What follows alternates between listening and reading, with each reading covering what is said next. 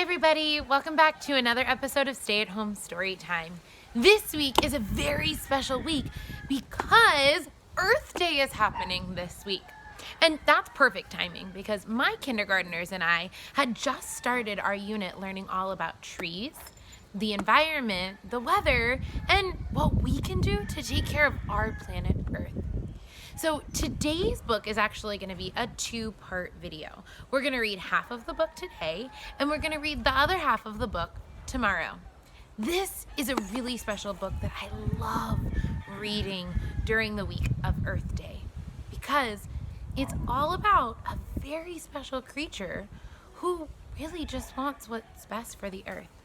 Today's book is called The Lorax, written by Dr. Seuss.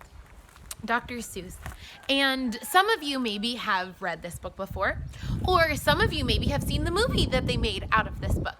But I want to challenge you to think about things a little differently today. I want you to think about how the Lorax interacts with the person that's in this book. How do they talk to each other? What do they talk about? What point is the Lorax trying to make? And what happens at the end of the story? Let's get started.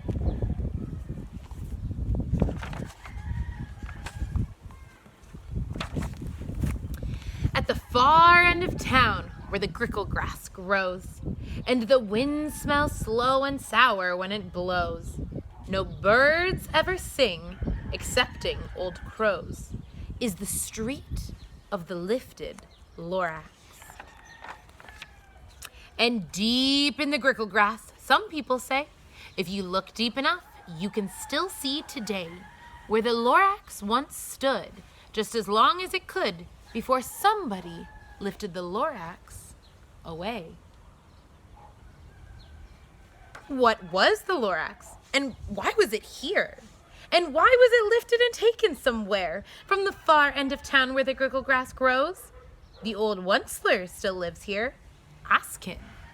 He knows. You won't see the Once-ler. Don't knock at his door. He stays in his lurkin' on the top of his store. He lurks in his lurkin', cold under the roof. Out of myth-muffled moof.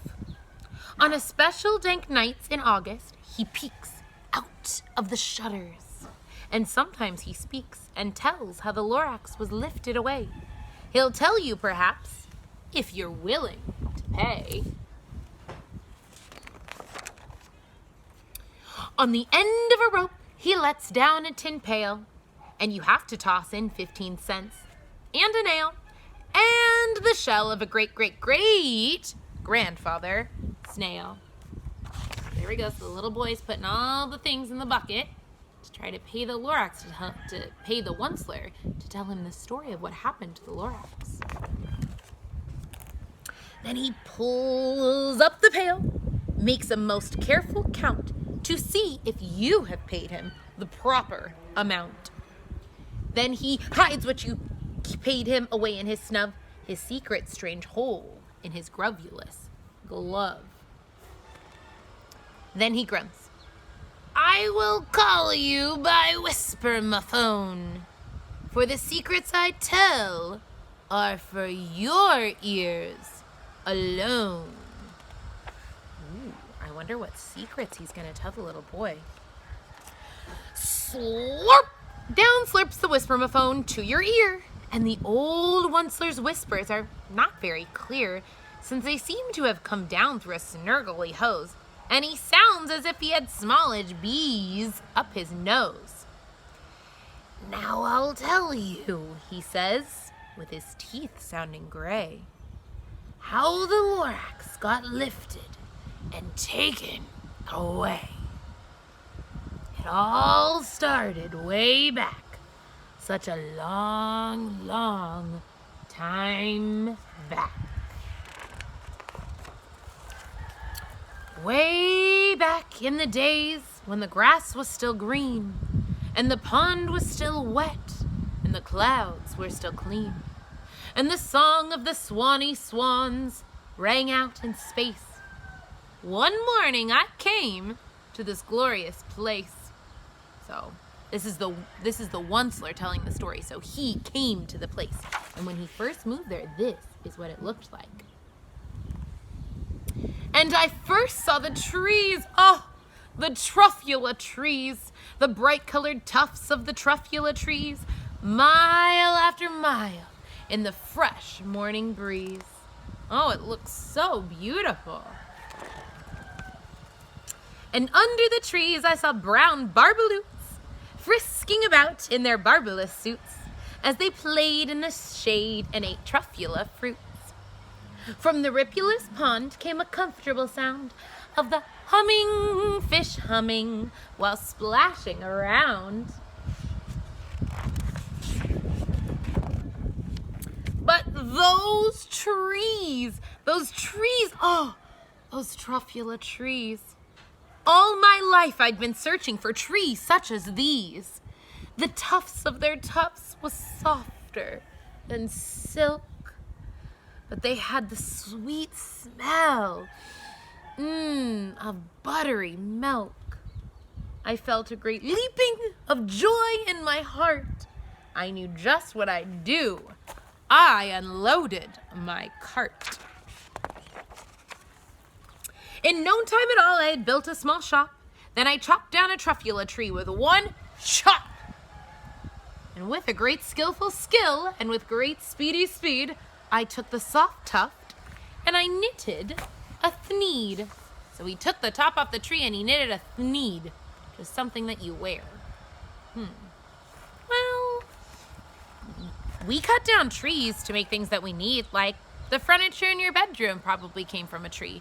Or the pages of this book, paper, came from a tree. So I guess the Once-ler cutting down one tree to make a thneed isn't a bad thing, right? I guess we should keep reading and find out. The instant I finished, I heard a gazump. Whoa, I looked. I saw something pop out of this stump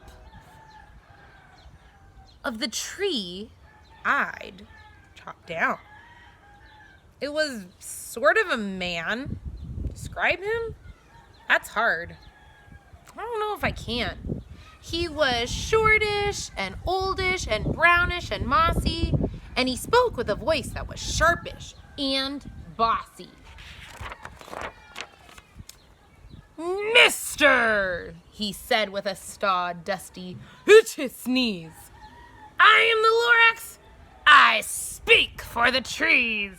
I speak for the trees have no tongues. And I'm asking you, sir, at the top of my lungs. He was very upset as she shouted and puffed. What's that thing you've made out of my Truffula tuft? Uh-oh. Does the Lorax seem very happy? I don't think so. Look, Lorax, I said. There's no cause for alarm. I chopped just one tree.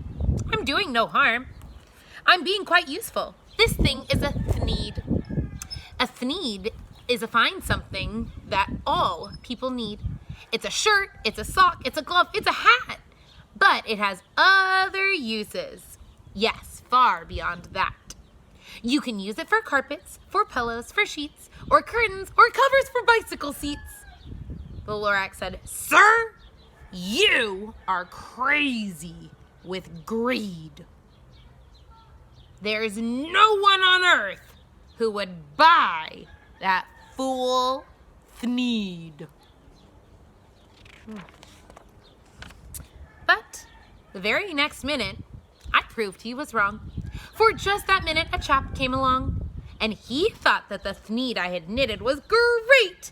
He happily bought it for $3.98. I laughed at the Lorax.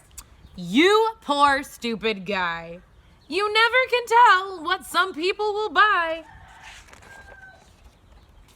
I repeat, cried the Lorax, I speak for the trees. I'm busy, I told him. Be quiet if you please. I rushed across the room, and in no time at all, I built a radio phone. I put in a quick call. I called my brothers and uncles and aunts, and I said, listen here. Here's a wonderful chance for the whole Once-ler family to get mighty rich. Get over here fast. Take the road to North Niche. Turn left at Weehawken, sharp right at South Stitch. And in no time at all, in the factory I built, the whole Once-ler family was working full tilt. We were all knitting thneeds just as busy as bees, to the sound of the chopping of Truffula trees. Uh-oh, now they're cutting more and more trees. I don't know. Then, oh baby, oh, how my business did grow. Now chopping one tree at a time was too slow. So I quickly invented my super axe hacker. Wha! Which whacked off 4 Truffula trees in one smacker. Oh my gosh, they're cutting 4 trees at a time. I don't know if this is gonna end well. We were making thneeds 4 times as fast as before, and that Lorax, no, he didn't show up anymore. But the next week, he knocked on my door. He snapped, I am the Lorax who speaks for the trees, which you seem to be chopping as fast as you please. But I'm also in charge of the brown barbaloots, who played in the shade in their barbala suits and happily lived eating Truffula fruits. Now, thanks to your hacking my trees to the ground, there's not enough Truffula fruits to go round.